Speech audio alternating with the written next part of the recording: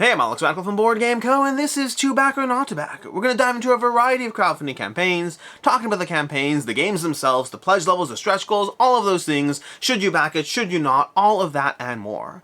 As usual, before we dive into the actual campaigns of the week, we usually start off with our Cult of the Now. Cult of the Now is where we take a look at a currently available game. As much as we're going to dive into everything crowdfunding very shortly, I'd like to remind you that there are great games you can get your hands on now. Very often great games that once upon a time were on crowdfunding, and now you can get your hands on those games without waiting for a year and a half, without wondering what they're going to cost or go for, and being able to check out a lot more reviews and coverage on those games. And for today, we're taking a look at 20 Strong, which is just the base game. This is a Solar Sentinels base game of 20 Strong from Chip Theory Games, currently on Miniature Market for $30. This is a dice game which you're going to be basically utilizing your 20 Strong warriors to get through a progression of challenges to eventually defeat a boss. It is challenging, it is hard, you are powering up, you are leveling up. I really enjoyed this one, but you can check out a ton of content on this game and see if this is a game for you. Before we dive into the actual campaigns, usual reminder and disclaimer that I am CMO of GameFound. I've been doing this series for 4 years or so, but I've been CMO for the past year and a half, and please take any potential bias into account as we go through these campaigns. And with that, let's go ahead and start off with our board game adjacent category. This is the Brothers Murph Season 8, Table Fables and Unmatched. If you aren't following the Brothers Murph, you probably should follow the Brothers Murph. They have amazing content, great gameplays, and also the thing I love personally is at the beginning of each gameplay, they do a bit of an overview of the game that I think is one of the best in the business as far as the sheer amount of information and visuals they condense into 3 to 5 minutes of just really breaking down what that game is. I think it's absolutely top notch and criminally underrated. Past that, the Brothers Murph, they've been around for a long time, doing content for a long time. They actually recently just moved. I think this is like their 5th set or by now or something. They've moved a few times from houses to garages to various office options, and now they have their own studio space set up, and they are raising money over on crowdfunding. You can check this out, get an option to get a variety of things to support the Brothers Murph, to get various promos, Table Fables, the Brothers Murph Unmatched, all of those things. But yeah, I'm not going to heavily go into the campaign itself, but if you are fans of the Brothers Murph, if you appreciate or benefit from the content, you can go ahead and check out. Also, by the way, it is fun to scroll through the campaign page and just see the various testimonials from various content creators or people in the industry. There are a lot of fun little things to get into, so you can go ahead and do that as well if you want. Also in Board Game Adjacent, and this is not really Board Game Adjacent quite as much, but this is a CCG, which I always cover with a bit more, different than I do a typical board game or card game. But one is the First CCG. This is a collectible card game, which they make a big point of emphasizing. This is absolutely going to be as collectible as you can possibly imagine. No card will ever be reprinted. The game is going to stand forever across who knows how long, and eons and generations of more and more content. You can check out the video for a good feel for the game itself. They do have some Magic the Gathering, chops under their belts, and people who have worked on various sets, so they're coming into this with some degree of industry knowledge and all that. Past that, I take any CCG with a heavy grain of salt, although I will say $1.4 million is not bad for starting off on a CCG over here, but I don't know. I find most CCGs and TCGs don't get off the ground, or don't stay off the ground, and those that do are often backed with a ton of industry experience, knowledge, and often money to get them off the ground. It doesn't help. This is also dealing with a heavily AI artwork left, right, and center, which, as much as people are often willing to back things, and you can see from this campaign, people are willing to back things with AI artwork, I just think it's one more hurdle they're going to face on top of all the many hurdles TCGs already face. So it's not that I'm skeptical of this in particular, but I'd say I'm skeptical of the success of the genre in general, and then this has an extra notch to that just because of that extra hurdle they have to get past. But either way, you can check in the game itself if you want to check it, if you want to see more into it. I don't heavily go into these, but it's a CCG, a card game. You're going to be battling across 7 realms to gather various gems from each other in this game while dealing with the various cards and the heavy collectible nature of it. I'm emphasizing that just if you watch the video, they really lean into that, which on the one hand, that's good for holding its value, which is one of the things we cover on this episode, or this show or segment. What do you call it? A segment? I guess. Whatever. Show, the thing. On To Back and Not to Back, we do cover value and all that stuff.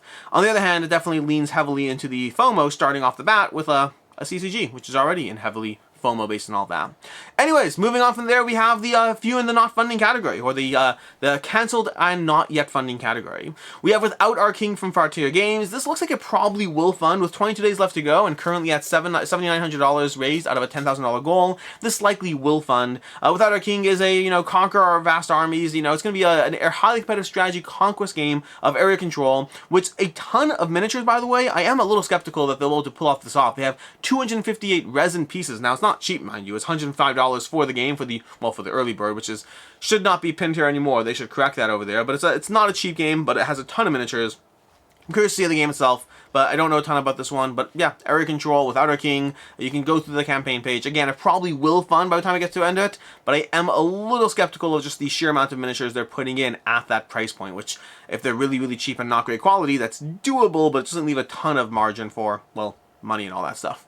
Anyways, we have WordWeaver Adventures over here. $7,500, $7,500 out of a $10,000 goal, again, with 33 days left. Again, this probably means it will fund. 102 backers on WordWeaver Adventures, a cooperative ward building game. Together, you're going to be working to go ahead and build wards while you eventually take down the ultimate boss in the game and whatnot, or go on the higher challenge, all that. But basically, it's a ward building game. Cooperative ward building game, which you're going to be building wards. I mean, there's only a few ways I can say it. You're going to be building wards in this game in WordWeaver Adventures. Again, probably will fun by the time I get to end of it. That's what we have for this one over here.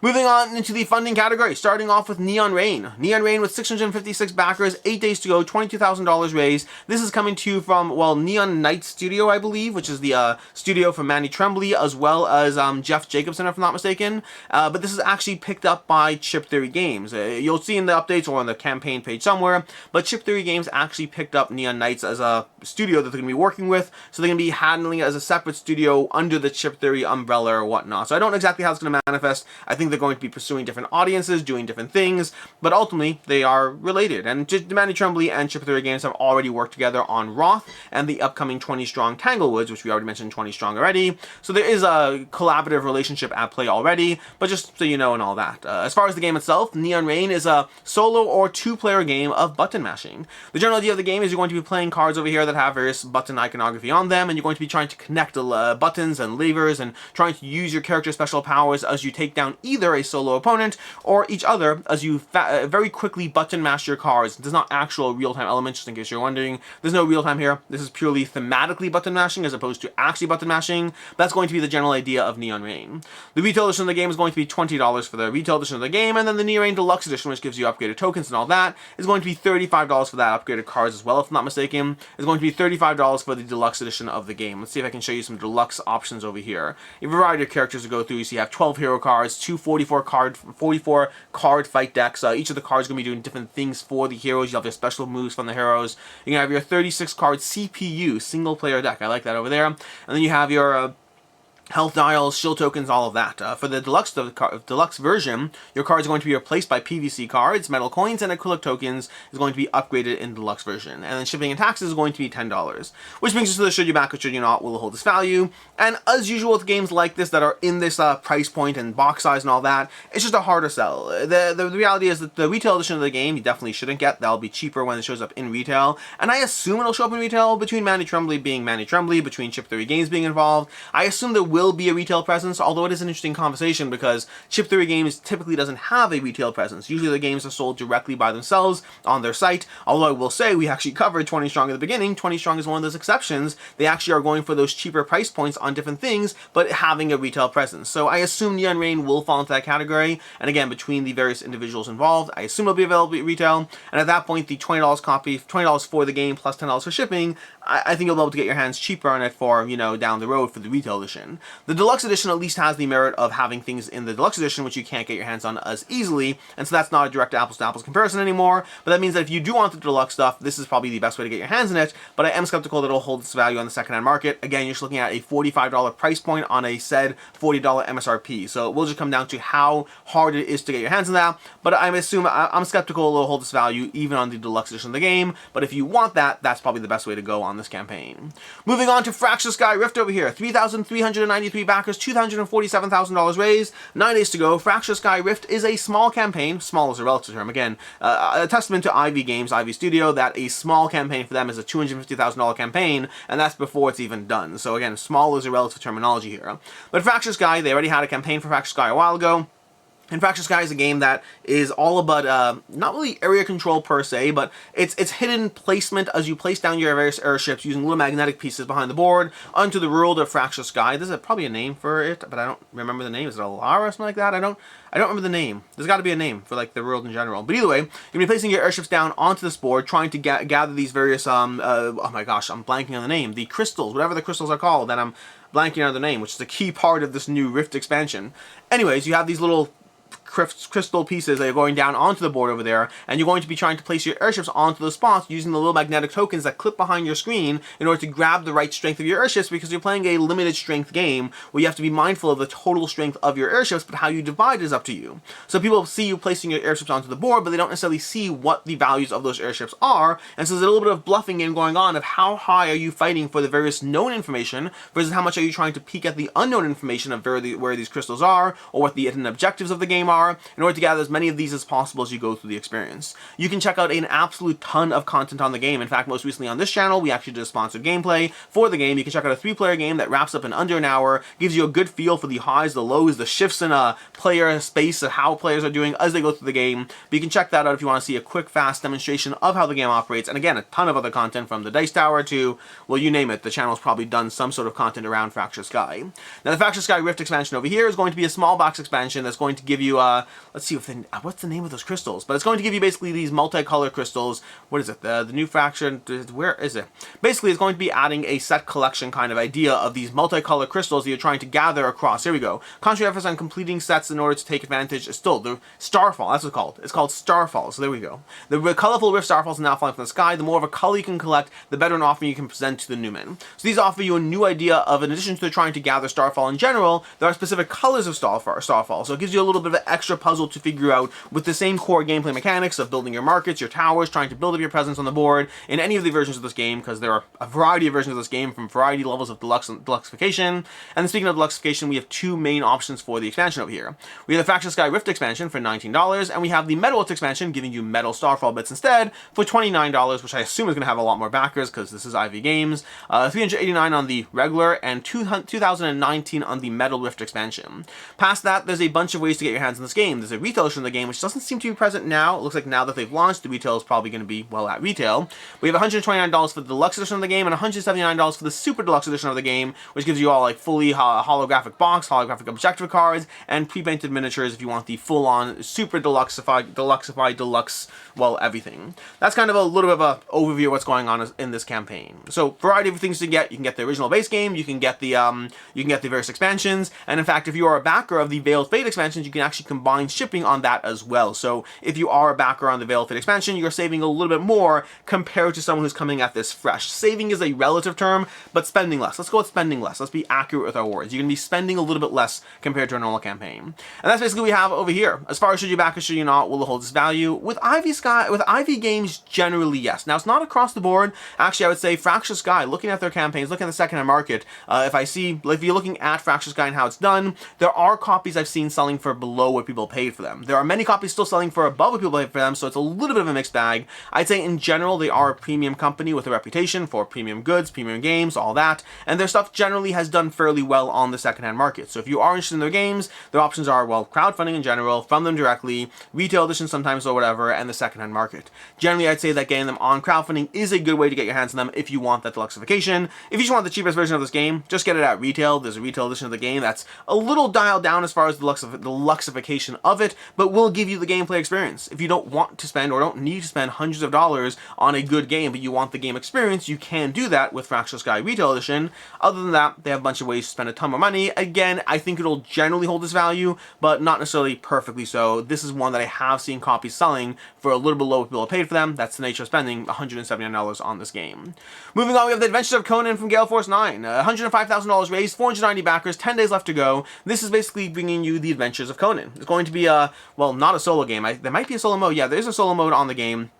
But the general idea is one player takes on the role of Conan. Then if you're playing with 2 players, you have Conan and a foe. If you have 3 players, you have Conan, an ally, and a foe. And if 4 players, I believe it's Conan, an ally, another ally, and a foe, if I recall correctly. There's a little bit of distribution as far as the way the characters operate. Now, each character is operating with some degree of the ways they are interacting with the map as they try to collect dice, level up their characters, and basically, deal with encounters or enemies or all these various things as you wander across the world of Samaria? Is that what it's called? Is that the general overview? Hyperbria? Is that what it is? I can't remember the exact nature of it all. But either way, that's going to be the general idea of Adventures of Conan. There's going to be multiple ways you're going to be building up your dice pool, multiple ways you spend your dice as you go on these quests and as you try to deal with encounters and enemies and all these various things, and try to ultimately get the most points which is going to be slightly different depending on the role you bring to the table. That's the core idea of the game. As far as the pledge levels over here, let's go to the rewards. As far as the pledge levels, we have Adventures of Conan King Pledge for $179. This kind of gives you everything. This is not necessarily what you need to get, not by any means. You don't need to get anything over here, but this is going to be the most all-in and all that. We have Adventures of Conan for $50, the base game of it. We have $79 for the Adventures of Conan Barbarian Pledge, which gives you the Queen of the Black Coast expansion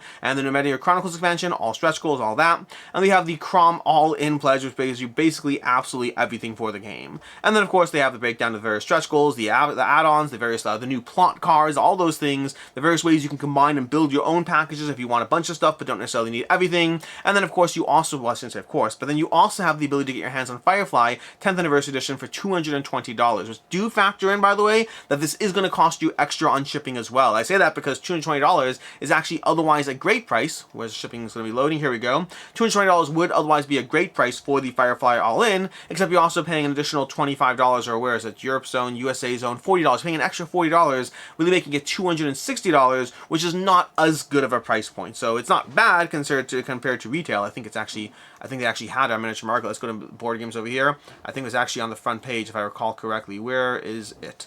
Is it here? Is it here? You go. $220. Oh, that's not a good price at all. That's not a good price at all. Never mind. That's even worse than I thought it was. So you have to factor that in over here. That you're basically paying $260 for the same thing you can actively currently buy $220. I apologize. I thought it was a decent price. It's not even a decent price, unfortunately.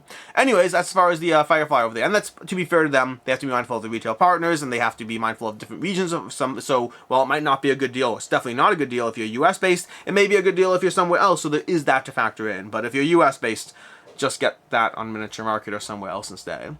But anyways, as far as should you back it, should you not, will it hold its value? I'm skeptical it will. The campaign's doing fine. It's raised over $100,000, but it doesn't seem to have the mass buy-in aspect to it, which means you are paying a decent amount of money for a game that has an appeal, but it's a decent amount of money for the game. If you do want some of those extras, it might be the easy way to get your hands in it, but if you're just interested in the core experience, that'll probably be cheaper at retail, because they have up to 30% off the retail price, but you are, of course, paying shipping. You have to factor that in, so that savings is not nearly as much. And on retail in general, you never pay the full amount anyway, so overall, I'm skeptical that this one will hold its value. The demand for it does not seem to be as present as it was for Firefly. The price point does not seem to be as good. So overall, if you are hunting down all the extras and you want to lock it in, makes sense to get it. Otherwise, I'd probably pass on this one.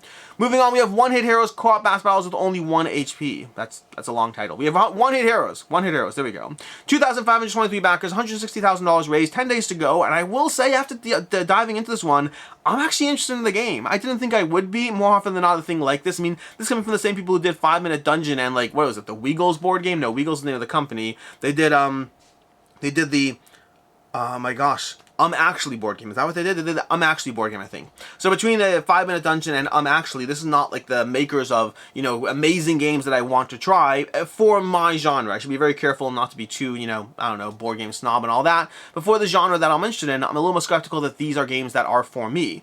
But One Hit Heroes, after looking into it, does actually look like a game that seems to be being received fairly well from the people who have gotten their hands in it. One Stop Co-op Shop in particular, who I generally value Mike's opinion a ton, he seemed to really enjoy this one, and now I want to play it. So thanks a lot, Mike, for that. I really appreciate it. Anyways, 2,523 backers, $160,000 raised. One Hit Heroes is a game of combining up against various enemies or bosses that you're going to be taking down, all while trying to manage, you know, only 1 HP in the game and trying to level up and build up your cards, your cards, your decks, your tableau, all of that. It's not really a tableau, your cards and decks and all of that in the game. Overall, we have lots of strong testimonials from people. You know, this may be one of the best games I've played so far in 2024 from Legion of Games. So $49 for $49 for the core experience. Let's scroll down over here. So $49 US or so for the core experience. The adventure tier for $50 or whatever. It's Canadian, so there's that wiggle room over there. The wiggle room. See what I did there? Unintentionally. $60 for the heroic tier, which is going to give you the little campaign. I believe it's a little multi-stage boss fight that's going to go into its own little box. Which I thought was funny, by the way, because it's a multi-stage boss fight so huge it needs its own episode box. But the episode box is tiny. Now that still makes sense in theory. It's saying it's too large to fit into the core box, but I think it probably could have fit, and the core box is tiny. Funny little things, funny little details. The game itself, ignore all my little critiques over here. Then we have $147 for the Ultimate Co-op Bundle, which is going to give you 5-Minute Mystery, 5-Minute Dungeon, all the other things over here. Well, not all the other things, but in this genre that's a little bit more similar. So if you want to get all of that, and I won't heavily focus on the should you back it on that, I would say just look up the various price points of what you're interested in, and see if it's a good deal as far as if you want those extras. But past that, the heroic tier over here for One Hit Heroes, overall, this is an interesting one where I am interested in the game, like I said already. I checked out some of the playthrough coverage of this one. It does look like a fun experience. It does look like the kind of game I would enjoy. Don't know if it'd be a keeper or not. Time would tell them that. But it certainly looks like one that I do want to table. And again, highly recommend check out One Stop Co-op Shop or Legion of Games or whoever to get a feel for the game and see if it's for you. But the art looks good. The type of game it does sounds like a fun little puzzle. The characters seem interesting. All those things seem fun. And then the multi-stage campaign, listen, I'm interested in that kind of stuff in general, as long as you're not too crazy. We're not talking about 20 episodes over here. We're talking about like a little bit of multi-stage campaign, little a multi-episode box to go ahead and deal with the boss. So all these things are good overall. As far as should you back, should you not, will hold its value. Once you factor in the shipping on this, so $50 going to 75, or 60 going to 70, sorry, 50 going to 65, 60 going to 75. The price point of this one is okay, but it doesn't seem like there's a ton of information about the exclusivity or what you're actually getting your hands on that you wouldn't be able to get your hands on otherwise. They basically cover it with one of those, hey, you know, we're not saying if it'll go to retail or not, so who knows how it'll go. I assume it will have a retail presence, and the lack of information around anything that is actually going to be, you know, the reasons to back now as opposed to getting it later does have me cautious on this one. I think it's one that I do want the game, but I'm personally comfortable waiting for retail. Now, I'm not saying it won't hold its value. I'm saying there's not enough information on this one to really make that determination, so call it a risk if you will. And for me, keep in mind, risks go both ways. You might pay a little bit more in crowdfunding, you might pay a little bit more in retail. Either way is really a risk. I do assume it will have a retail presence. They have those connections. The campaign's doing well enough, so I assume this will not be your only opportunity to get your hands on this. And yeah, that's where we are on One Hit Heroes, with not enough information about the retail availability being said from the company currently. Then we have Black Sonata Strange Shadows, another expansion, a second expansion, so the base game, they have the first expansion, second expansion, and reprint for Black Sonata, a solo game that has hidden movement. And if you're like, that's not possible, you're right, it's not possible, except it is. And it doesn't even use an app for it. It doesn't use the app. It uses a fascinating little system of cards with little holes in them that you kind of peek through the holes to make determinations of where things are. The whole thing, I've played this game. I've played the original game with the expansion, and I think it is one of the most brilliant things that I've seen designed in terms of, I still can't fathom how it really operates or works, but it does seem to function with a solo hidden movement game where you're able to guess where the things are while being wrong and still having the game operate correctly as it goes. It's fascinating. It's absolutely fascinating. Not app-driven or anything. This is going to be coming to you from Side Room Games. A fascinating solo hidden movement game. There's a two-player mode as well, but it's ideally a solo game for hidden movement and deduction in the game.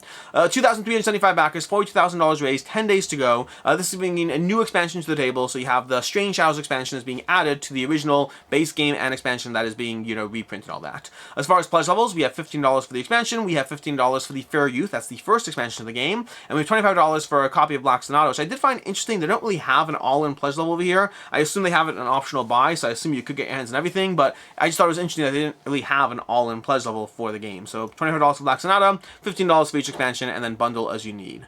As far as should you back or should you not, will it hold its value? I'm skeptical it will. This one overall it's gotten enough demand, so to speak, on the secondary market. It does well overall, but this is one where if you look at the sales of it or the price point of the game, while okay as far as the price point, I'm just not seeing these price points you're currently seeing. There's nothing really exclusive about it. So overall, I'd say that your best option for this one is probably picking up the secondary market if you're willing to. Alternatively, if you want to wait, you can get it from Side Room Games directly and try to see, you know, whether you can save money or all that. So I think if your main goal is just trying to get your hands on the game, the price point from Side Room Games generally is going to be somewhere in the range of crowdfunding. You're not really saving a lot of money in this one, but you're not necessarily spending more either. And your ability to pick up on the secondhand market, that's where you can probably save a little bit if you're willing to. Past that, though, it is a highly rated game, and you're not talking about a ton of money, so either way on this one.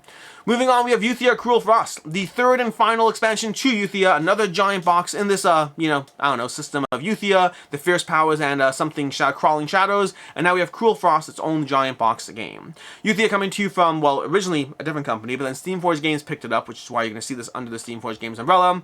We have 3,000 backers, $573,000 raised, 10 days to go. Euthia Cruel Frost is going to be the third expansion, or not third expansion, third giant box in this, the epic trilogy of these games over here, embark on the final chapter, bringing you more everything, a little more characters to go through, more enemies to go through, so you have 2 new characters by default. I believe they already had a third one unlocked via stretch goals or daily reveals or all that. There's going to be more characters to fight against, there's going to be more scenarios, custom scenarios to go through in the Cruel Frost world, so replayable scenarios to go through with their own objectives, criteria, all that, new tiles to the game, just a ton of things with all winter theme going on. And like I said already, new characters that have already been unlocked, and further ones are being unlocked. I don't know where we'll end up on the campaign, but I think we currently have 3, and I assume there'll be at least a 4th. I assume, just based on timing and honestly just even numbers. I think even numbers tend to be a thing. But that's basically what we have for Euthia Cruel Frost. As far as what Euthia is a game that's often compared to Mage Knight in terms of the general approach of what it does, very different than how it operates, but the general approach is very Mage Knight adjacent. In the game, you're going to have heroes, and you could play this solo, you could play a multiplayer competitive and all that. I believe you can even play a cooperative, I think, but past that in the game itself, you're going to be wandering around the board. It's going to be a giant board. It's going to be individual quests that you go through. You can go through whatever scenario quests and goals, you know, fight a bunch of monsters, fight level 2 monsters, level up your character, different options in the game as you go through it, and you're going to be wandering around the board, interacting with various elements, interacting with various characters who will give you different quests, interacting with the various enemies you have to fight, the Die of Hope that you have to try to navigate around and try to get as much, you know, as little pain on yourself as possible while dealing with the enemies and hopefully not dying. Meanwhile, you're leveling up your character, powering up, gathering new abilities, you're gathering new gear and all those things, overall just to build your own character, wander around the world, engage with the everything really, and try to do it as ideally as possible, either better than the other players or just better than the game itself in order to be able to win in this game experience. The Cruel Frost over here is going to run you, what is it over here, £128 for the Cruel Frost pledge, the base game of Cruel Frost.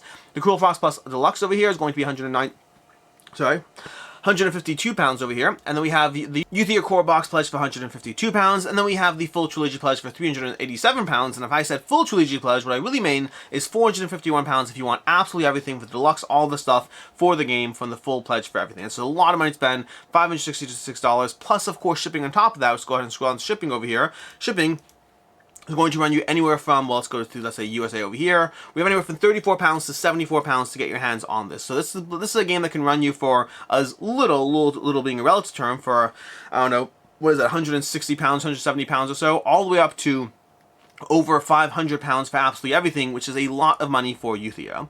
But as far as should you back or should you not, will it hold its value and all of that, if you do look at the secondhand market in Euthia, this is one where I do see people selling it for both above and below its value. There's a lot of sales on this one. You can check it out on eBay and on the BG Marketplace, and there are plenty of people who have backed this game on the last Team Forge campaign, who have gotten everything and then sold it for above what they paid for it. There are also plenty of people who sold it for below what they paid for, but I would say in all cases it's being sold for a lot of money. So if you are getting this game and you do find it's one that's not for you, on the plus side, you'll get most of your money back. How much does depend, and it might depend on yourself and how much you're willing to, like, you know, try to fight for that best price or whatnot. But I'm definitely seeing people who have been able to get their full pledge amount back if this was not a game for them, but I've seen people selling it for less as well. So it's in that you might lose something, but how much might come down to the market or even just your own patience and determination in this game. That's a different kind of game. Either way, that's Euthia Cruel Frost. Moving on, we have House of Fado by Vital Lacerda, and I apologize, I do not know how to pronounce that. House of Fado. We have House of Fado from Eagle Griffin Games. This is going to be another smaller box Lacerda game. The Lacerda's been done 3 of these now. He did Mercado de Lisboa with one person, and then he did House of Fado and Bot Factory together with, again, Quintella Martins over here.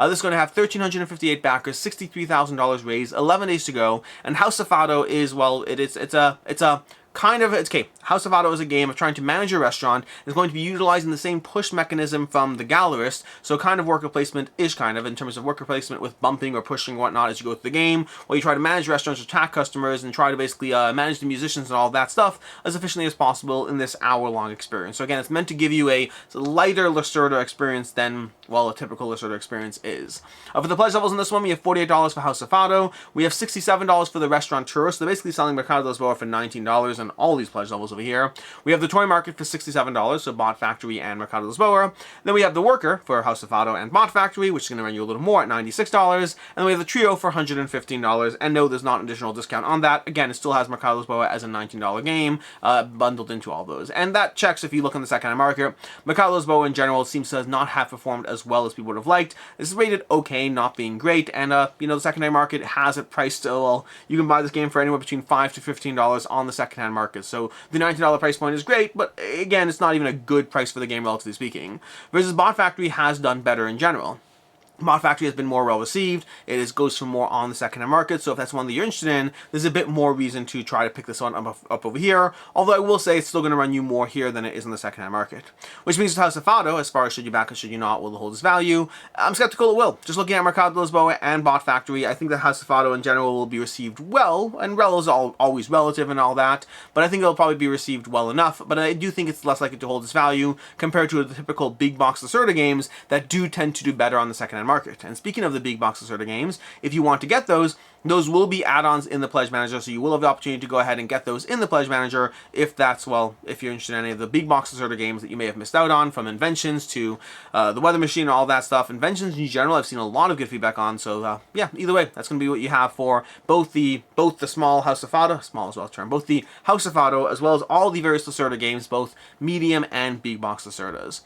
Moving on over here, we have Long Dark Sea by Deluxe Games. This is an interesting campaign, and I don't really know what to make of it. We have 729 backers, we have 100,000 euro raised, 15 days left to go, and this one seems like one where the English market almost seems to be an afterthought, which is okay, by the way. I don't need it to be a US-centered market. As much as my videos do focus on more the US market, just because that's where I am, that's what I know better. Not everything in life has to cater to Americans, and I'm fine with that. But I still find it just interesting the way this campaign is run. Long Dark Sea is going to be a cooperative adventure game for 1 to 4 players. A very card-driven cooperative adventure game with both these epic arcs to it. You can play a single session. You can play this 3-session arc on the games over here. Looks like it's a very card-driven experience, which is relevant when you're looking at a price point on this game, because the price point is going to run you over here. We have 120 euro for the deluxe limited edition of the game, 70 euro for the more affordable edition of the game, but that's still a lot for a game that's very much a card-driven experience.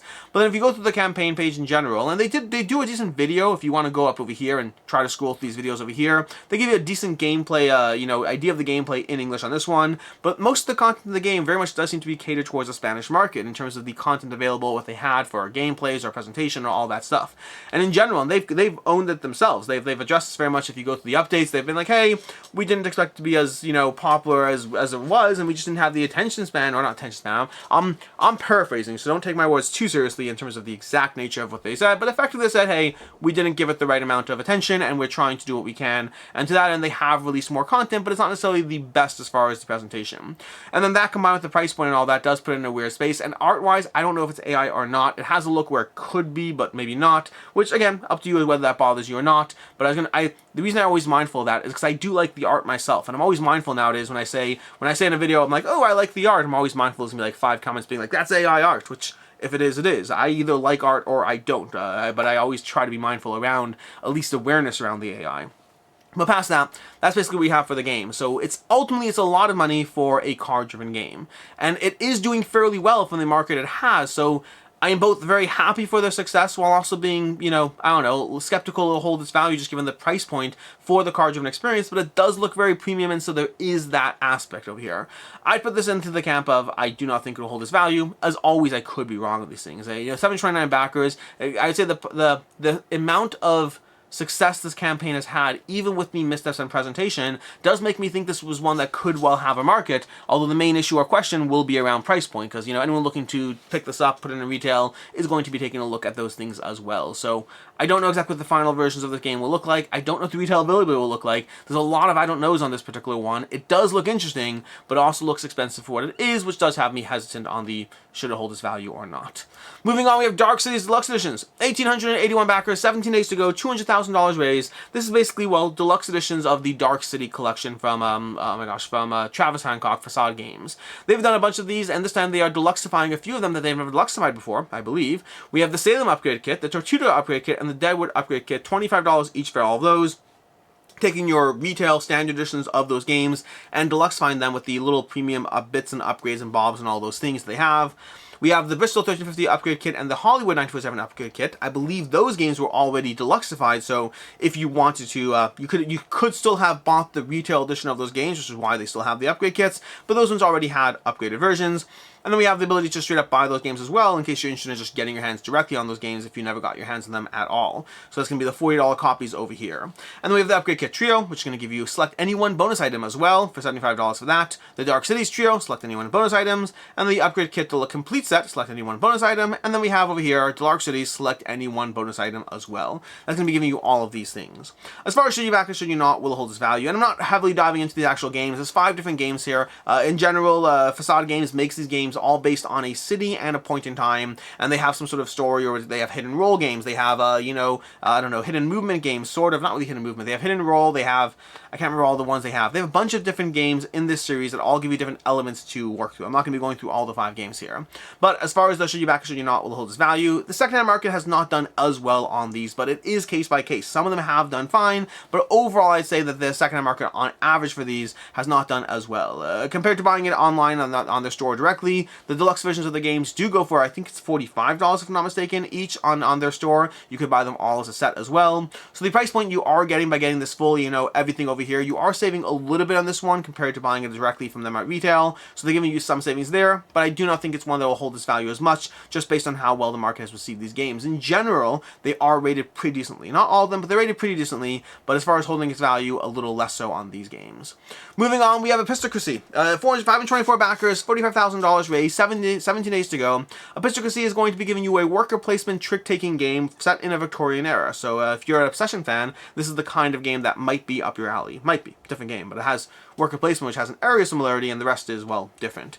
That's basically what we have over here. For the base game over here is going to run you $59 for the Apistocracy base game over here. We have $85 for the gameplay pledge, giving you the Masquerade expansion, the Queen Victoria Keep Your Temper print, and then from there we just start going up. We have the Deluxe edition for $125, and then we have some little less typical pledge options. We have the Artist Muse pledge for $329. We have the Queen's Favorite pledge for $799, which, by the way, 2 people have backed that, so there is that. And this gives you a whole bunch of options and customizations. These are like more I'd say the Deluxe edition where you're tapping out for a typical Deluxe, and the others are basically, ways of getting into the game or being involved in the art or all of that.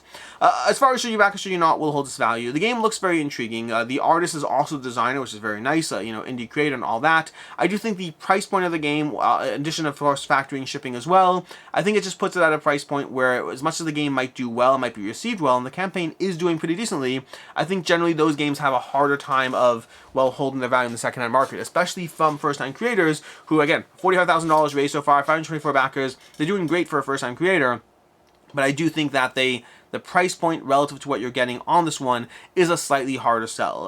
The flip side of that is you have games like Obsession, which Obsession have always managed to command a pretty decent price point for what the game is giving you, although granted, Obsession does give you a lot of quality components. Very different game in terms of the presentation, but what they do, it does feel very premium, so it does have that going in its favor. I would put this one in the I am skeptical it'll hold its value on this one. It is, again, just because of the Obsession crowd, I've seen people are willing to pay for it, and even over here, this game doesn't have a lot of press, a lot of advertising, and overall they are still doing well, so there is that question mark, but that question mark is just a question mark. I do think I am more skeptical to hold this value, which is generally, if you watch these videos in general, more often than not, I am skeptical that crowdfunding games will hold their value long term. And again, I've said this in previous videos, I'm not here for specifically buying games to sell them, that's not why I cover this, but I am interested in how much are you looking to lose on those games, versus if you are interested in taking that risk and taking that gamble and trying a game out, is this one where you can turn around and trade it or sell it and there's actually a demand for it, or you can funnel that into a new game, or not as much. And in this case, I think you probably will be losing some decent amount on it. I just don't think that the sheer level of demand that would be there for the price point is there to make me feel as confident in it. Moving on, we have AI 100% Human, the board game. 310 backers, $22,000 raised, 18 days to go. A drafting game of basically trying to build the best AI, which again, even in its own right, and they make a point of covering how the game is 100% human made in all senses, but I just think calling a game AI 100% human right now, with all the AI stuff around art and all that, does have a little, I don't know, sore spot. Like, even if it's nothing to do with actual AI behind it, I just think it's an interesting decision. But this is coming to you from the same team that made Federation. Federation has been a very well-received worker placement game that was then picked up by Eagle Griffin Games, so they have that going in their favor. And I like the overall idea of this game. There's going to be a few rounds of drafting as you try to draft cards and build them up into your tableau. There actually is a playmat expansion, which is interesting, because the playmat expansion is not just playmats. They actually give you playmats which have specific spots on the playmats to give you more decision space around where you place those cards and how they all operate. So, intriguing idea of the expansion over there. Speaking of which, we have $49 for the AI Human Deluxe Kickstarter special price over here. And then we have the Bundle AI Human Deluxe for $86 for the expansions bundle in as well. And again, there's a playmat expansion that does have replay value to it. So that's basically what we have over here. You can watch the video. The video is actually very charming and entertaining in its own very bizarre way, but it will give you a good idea of how the game plays as well. Again, you're drafting cards, place them in a tableau, trying to get the scoring criteria on them, and then utilize the abilities if you are using the playmat expansion as well. But that's basically it. As far as should you back or should you not, will it hold its value? Kind of similar to the, what did we cover before? The Long Dark Sea over here. I think the cost relative to the content you're getting isn't great. I think it's a very card-driven game. It's going to run you, what is it, $45, so it's much better than the Long Dark Sea over there. It's going to run you €45 for that. I think that the price versus content is a harder sell, but I will say Federation has managed to maintain itself as a deluxe game that in general has done just fine in the secondhand market despite the high price point. So if they're able to maintain that, maybe. Again, the only thing that's given me any hesitation as to whether it's one that might hold its value is how well Federation has done. But if I'm ignoring that, or I shouldn't ignore it, but if I try to push that a little bit to the side, I think this is one that's less likely to hold its value, just given the price point to the type of content and the assumed retail presence, but there is a question mark on it just because of how well Federation has done. Moving on over here, we have Keystone North America 2nd Edition plus Coastal Expansion. 948 backers, 22 days to go, $75,000 raised out of a $30,000 goal. This is the 2nd edition of Keystone North America, and it's fascinating. And it's fascinating in a few ways, but first of all, well, I should say, first of all, I'm a huge fan of Keystone. I think Keystone North America is a ton of fun. I like the game a lot. I'm kind of annoyed this exists because I am one of those people who's like, well, I don't need everything new, but I want everything new, but I'm not going to pay for everything new, so maybe I'll get the upgrade kit. I don't know. It's one of those things. But again, that's just how things work. My first edition game is totally fine, totally acceptable, and it's not going to be lessened because this exists. I have FOMO, and that's my own problem, not their problem. I believe we should always continue to create good products or improve products, and yes, people who went in on the first version of the product will be a little frustrated because they feel like they want that new product. It's up to us to be a master of our own domain and all that stuff. But anyways, Keystone North America over here. So the part that's fascinating is not that. This is the 2nd edition, got some cool new art, adjustments, all that. I think the new box looks great, but part of the thing that's fascinating is by default, this game has a great price point on it, but it's also only for the 1 to 2 player experience, which is a fascinating concept that I think has merit, but not necessarily it's interesting. It's an interesting thing to get into. But we have $25 for the Keystone North America Coastal Expansion. We have $35 for Keystone North America 2nd Edition. Keeping in mind, and I don't know how obvious this will be to people back in the game, which is where it's interesting, because I do wonder how many people will realize this, but effectively, that's all for the 1 to 2 player game. Now, you could buy the 3 to 4 player. Let's see if we could scroll down over here. See? 1 to 2 players over here. That's all it is. 1 to 2 players. Now, the original game was 1 to 4 players, and by the way, the original game is not just a great competitive game of trying to score points. You can be placing cards down into this 4x4 grid, trying to make sure they're all in right ascending orders, trying to get all the various symbols in them. I overall enjoy this game quite a bit, but they also have an even better solo mode that gives you a little puzzle to go through as well. I really like the solo journey that mixes up the rules as you go through different sets of progressions. Very strong game. I like this one a lot. But again, I think this is a 1 to 2 player game. Now, I've mostly played this game at 1 and 2 players, so for someone like myself, that's great, but then again, I also want the ability to play with more, so you do have the option of buying an expansion kit to modify the player count, but that's the way they're able to keep the price point down, or very reasonable, because it is fairly reasonable, all things considered, but you're doing so at the cost of the player count flexibility, and in some cases at the cost of people even realizing that, and then possibly jumping in on the game. So that's an interesting thing to go through. I wonder how it'll go, but either way, that's what we have for as far as the basic idea. $35 for the game, we have $50 for the returning backers bundle, giving you the new stuff as well as the upgrade kit. So if you do want some of the new stuff and you want it modified or whatnot, you have that. We have the Keystone North America 2nd Edition plus Coastal Expansion for $60. We have the Gamers bundle for $135, and then we have all the various things, including plushies, for $230. Again, I like this game a lot. I want everything, but I'm not spending $230 on the various plushies and extras. They might be cute. I don't even know. I'll probably want them, but I'm not going to spend the money on them. But either way, that's what we have for Keystone North America over here. As far as should you back or should you not, will it hold its value? I'm skeptical it will. While I like the game a lot, overall ratings have been good, not necessarily great. It has been a generally well-received game without being a smash hit. And you can see over here, the funding's doing fine. It's not doing amazing. It definitely has an audience. You know, Rose Gauntlet Entertainment has done a few games. Kudos to them. Their games always look great. And yeah, I'm glad this exists. I'm glad there's 2nd edition. I will probably be picking up the expansion plus upgrade kit for it because I do like the game. But past that, I do think it's one that I'm a little bit more skeptical to hold its value. You will have the option of retail availability as well. But if you're looking at you know, if it's this game that you're interested in getting and you're sure, whatever, if you want to see if it's one that's going to hold its value in the secondary market, it's one that the first edition of the game didn't do so as well. Because again, well received, but not necessarily great received. Moving on over here, we have Canvas Big Box, 6,249 backers, 23 days to go, $392,000 raised. This is a big box for Canvas, and there is some new content. Speaking of the new content over here, you can check out the new cards. $10 if you want to get all the various new cards over here. It's just a few extra cards and things to mix up, some various additions to the various expansions they've had and the base game they've had. So if you want more content for Canvas, that's the new content over here. If you want the storage solution, it's going to run you $34 for the big box. Now keep in mind that does not come with the new content, which I thought was an interesting decision. I don't know if I love that. I'd almost rather the storage edition just comes with the new content by default, but I guess technically you're not giving me, I wonder if these $200 272 people realize they're getting the box, but not the various cards. I wonder that. I'm curious. And then we have the big box plus new cards for $44 if you want to get your hands on both of those, and then ways for people to get all the various stuff for Canvas. As far as Canvas is a great game. I really like this game. Another game I'm a big fan of. I think this game has high accessibility. It's a very accessible game. It's one of my go-to games for playing with gateway gamers at this point. I find it such a charming, simple, beautiful game to pull out on table. It's a game of overlaying cards. Basically, you're trying to, you're going for a bunch of goals, but you're overlaying different cards, different scoring criteria on those cards. And so you're trying to be mindful of the various goals and get those scoring criteria in play, and just try to most efficiently get your scoring, most efficiently satisfy multiple scoring criteria. The various expansions add different elements to the game, making it, well, not necessarily more complicated, but adding more stuff, more ways, more things to consider, reflective cards that are double-sided, different things going on there. And one of the reasons I like it is because you can play it competitively for the various goals, but you can also just build fun pictures, and you'll score points as well while getting a sense of how the game plays. So very charming experience, really grew on me over multiple plays, continue to grow on me, top 100 game of all time, super thrilled with this game, nothing about this I don't like from Tom, and all. Again, always be mindful of any testimonials. They're always taken from like a snippet in various things, so you have to be mindful. Even if you see a testimonial from me, it might be taken out of context from the full sentence. So you always take testimonials with a grain of salt, unless I hand it to them directly, which you'll never know. Some creators will ask you for a testimonial, they'll be like, can you give us a testimonial? And then I'll try to be mindful of the full picture. Other creators will pull it from a video where something sounds better, and not necessarily intentionally. This is a side tangent about testimonials. Side tangent. Anyways, but that's basically Canvas over here. I really like the game, really like it a lot, lots of upgrade stuff. As far as should you back it, should you not, will hold its value. In general, this is one that's in the range. It's one of those games that I've said this a few times today, but it's one of those games that I've seen some copies sell for fully what people paid for the games. I've seen some copies sell for less than people paid for them. Some of them lose their value effectively. So it is a little bit all over the place because there are, this is a popular game. There's deluxeifications and extras you get on the campaigns. You could get it at retail if you don't care about any of that. So if you just want the game itself, you can get it at retail just as easily. But if you want to get all the deluxeifications and extras, that's something where getting it on crowdfunding, I would say, probably makes sense. It's one that could hold its value, could be a little bit less, but if you're interested in that stuff, especially if it's expansion stuff to a game you already like, then that gives you more of an incentive or a reason to get it. Moving on, we have Pericles Labyrinth over here.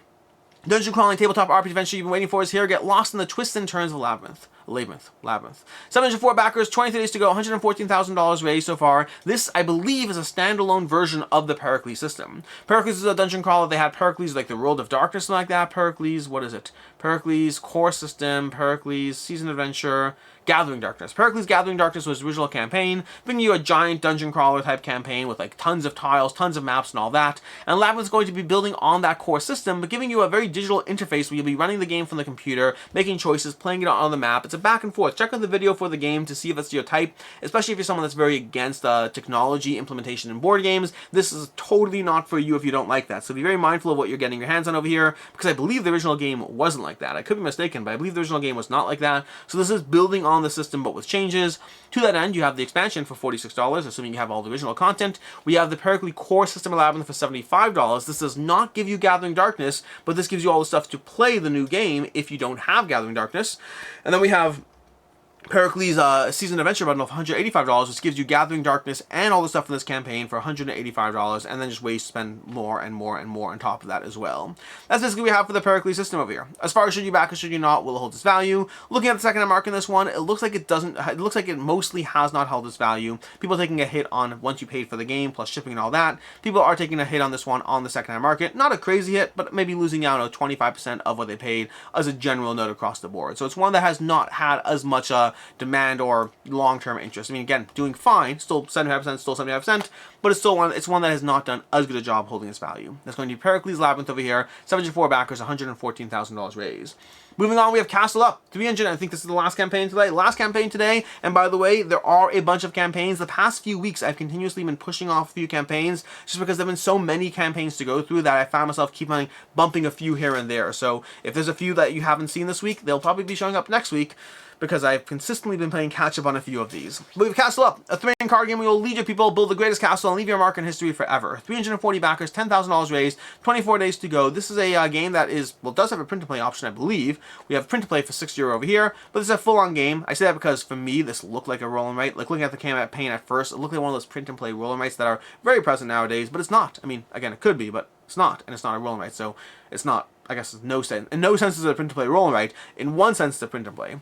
But over here, we actually have the actual game itself for 22 euros for the Kickstarter edition. We'll leave a mark in history for 25 euro if you want to get your hands on that, and then multiple editions of the game. But this is going to be a card-building game system that's kind of a head-to-head game of placing cards in tableau and attacking each other that kind of seems adjacent to a deck-building game, but a little different. It's a medieval combat tableau building cards game, 2 to 4 players, 60 minutes, 12 plus, all of that. I believe it is compared to, here we go, Castle Up gave me some Star Realms vibes with better artwork and no fiddly deck building. It's a well-designed game with beautiful artwork and lots of fun card synergies to explore.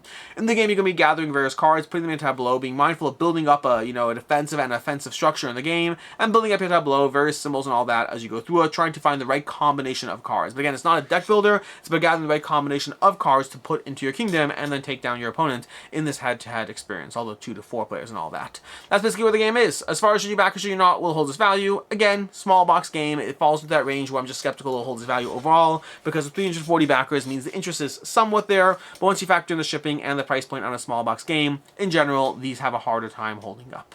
And that is basically everything we have this week, which means it's time for our picks of the week. Picks of the week, if you give me a second over here, let's go through this 1 second. Let me find over here. There we go. Okay, so picks of the week, in general, I pick 2 games. I pick one that I think is the one that's most likely to hold its value, and then one that I think is my personal interest pick of the week, the game that I'm most personally interested in. For the holding its value pick, I'm probably going to go with Fractious Sky over here. And again, I say that with a drop of hesitancy because some of the games from Mythic Games, from Ivy Studios, have done a tremendous job holding the value. Fractious Sky, I've seen some that sold for less than what people paid for it, so there is that small asterisk there. But overall, from the various campaigns we went through today, none of them are smash hits as far as holding the value. I'd say Euthia and Fractious Sky are in that mostly I've seen people being able to get their money back in it, with some exceptions. So I picked Fractious Sky, but honestly, Euthia could have been just as much of a holding its value pick overall. As far as my personal interest pick of the week, I'm going to go with One Hit Heroes. This is the game that I definitely want to try. I have no idea if I'll actually like it, but I've seen enough people who have enjoyed it that I find myself very interested in this game and want to try out One Hit Heroes and see if it's a game for me. And so that's what we have over here. That is everything. Until next... Oh, wait, no. We have the upcoming campaigns. Upcoming campaigns for next week. We have over here, we have Children of Morta, the board game, which apparently is based on a video game, which I didn't know the last time I covered it, but it's based on a video game over here. And this is a shared bag building game with a family of guardians standing united against corruption, launching May 7th over here. 4,600 followers in this one. I'm intrigued by the game. Art looks good. The type of game, cooperative bag building, seems intriguing, but I'll be following this campaign when it launches. And then we also have Ice Unlimited from This Way Games. This is going to be the second edition of Ice, a game where you're going to be digging down into the ice, utilizing tiles, trying to use your adventurers and your architects and your explorers to gather the various artifacts over there and cash them in for as many points as possible while utilizing their abilities along the way. That's going to be Ice Unlimited from This Way Games. And that is everything. Until next time, I'm Alex Radcliffe from Board Game Co. I hope you enjoyed this video, and as always, I hope you have a good one.